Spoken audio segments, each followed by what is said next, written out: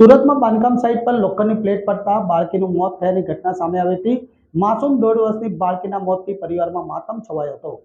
Surat ગોરધર road સુભાષનગરમાં બાંધકામ કરવામાં આવી રહ્યું હતું। આ બાંધકામ સાઇટ પર શ્રમજીવી પરિવારની 1.5 વર્ષની બાળકી રમી રહી હતી, ત્યારે ઉપરથી લોખંડની પ્લેટ બાળકી પર પડી હતી। લોખંડની પ્લેટ પડતા બાળકીને ગંભીર ઇજાઓ પહોંચતા સિવિલ હોસ્પિટલ લાવવામાં આવી હતી, જ્યાં તબીબે તપાસી બાળકીને મૃત જાહેર કરી હતી। તો બાળકીના મોતને પગલે શ્રમજીવી પરિવારમાં માતમ છવાઈ ગયો હતો। पंकजभाई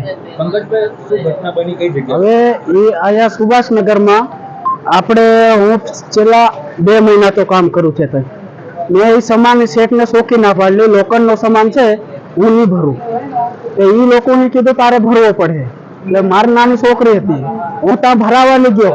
આ આવ્યો પરવીનભાઈ, હું શોખી ના પાડલી કે મારે સામાન નથી ભરવો એમ, તો છતાં હું સામાન ભરાયો મને, અને આજે મારી છોકરી મરી ગઈ। ये लोखंडनी प्लेट आवे ने ये रमते ने लोखंडनी प्लेट ना माथे पड़ी थी। 1.5 वर्ष थयो। सुभाषनगर साइड नु नाम ये सुभाषनगर ज गणाय। कॉन्ट्रेक्टर नु શું નામ? कॉन्ट्रेक्टर नु कल्पेश साहेब। मालिक કોણ છે? मालिक खबर નથી। ઘટના બની ત્યારે ખાનગી હોસ્પિટલ માં લઈ ગયા, શું ઘટના બની?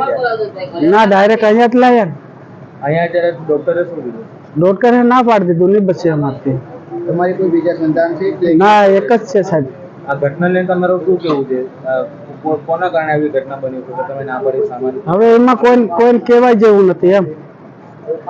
હવે